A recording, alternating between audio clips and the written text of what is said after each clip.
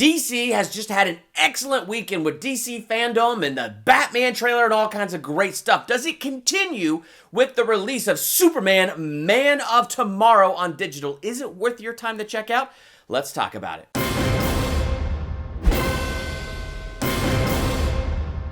Welcome to Durbania. I'm Durbin, and this is my spoiler-free review for Superman, Man of Tomorrow. I love a good, solid Superman origin story, whether it's Christopher Reeve in Superman the movie, or Henry Cavill in Man of Steel, or even with the comics, Superman Birthright, Superman Earth 1 Volume 1. I love a good origin story.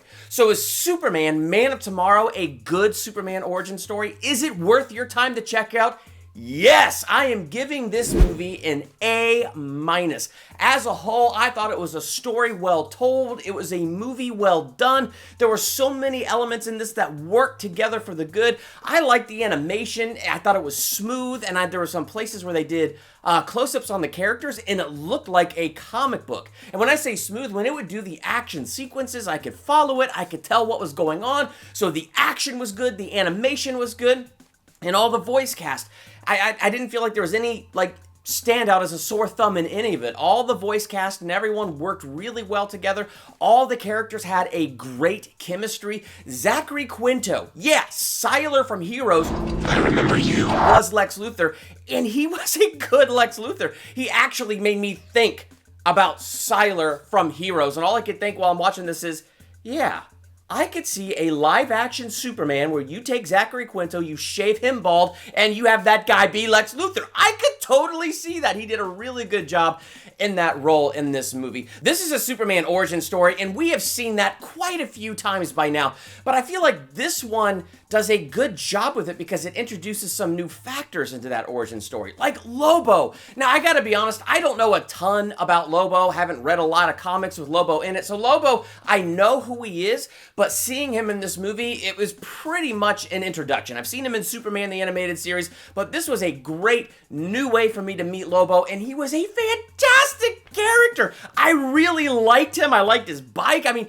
a lot of really cool characteristics about him, but the way he was used in this movie to help bring about some revelation to Superman, it was pretty slick the way Lobo was brought into this film and had a little bit to play in Superman's origin story. The other thing that was cool was Martian Manhunter. That first time we meet Martian Manhunter, it is creepy. It is such a terrific introduction to that character. I literally sat forward in my seat and I was like, oh my gosh, this is so awesome.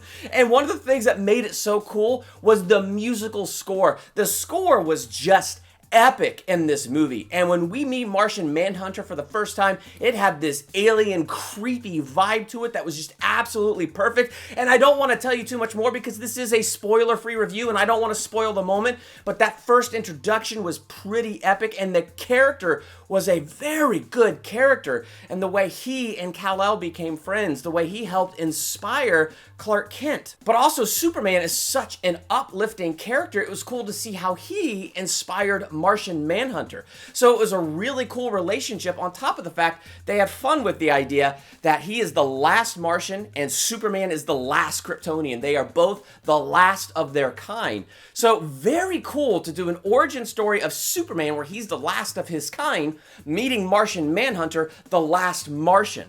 So I thought that was really cool, throwing Lobo in that mix. So you had the three of them together. It was a really cool mixture, and the way they utilized Lex Luthor in that. I thought Parasite overall was a pretty cool first villain. When I first saw the character Parasite before he became Parasite, it did such a good job getting me attached to him that when I recognized his name, it took me a second to actually recognize his name, and then it dawned on me and I went, no! Oh, that's the guy who becomes Parasite. It's because they did a good job attaching me to him. And speaking of attaching me to a character, when we first meet Clark Kent at the beginning of this movie, he's a kid. We don't spend a ton of time in his childhood. We spend very little time in it. But the first minute of this, I really felt Clark Kent's loneliness, that he was an alien and the only one on Earth, and that he knew that, and the loneliness that he felt and the fear he felt because of that loneliness. So right in the first 60 seconds, it attached me to Clark and how he was feeling and what he was going through. So I feel like the main characters, it did a good job attaching you to the main characters. I liked Lois Lane. I thought she was a great, strong character. The banter between her and Superman was great. The one negative I will say about Parasite is in his design, he reminded me a little too much of Godzilla from the 1990s movie Godzilla. A little too much like that.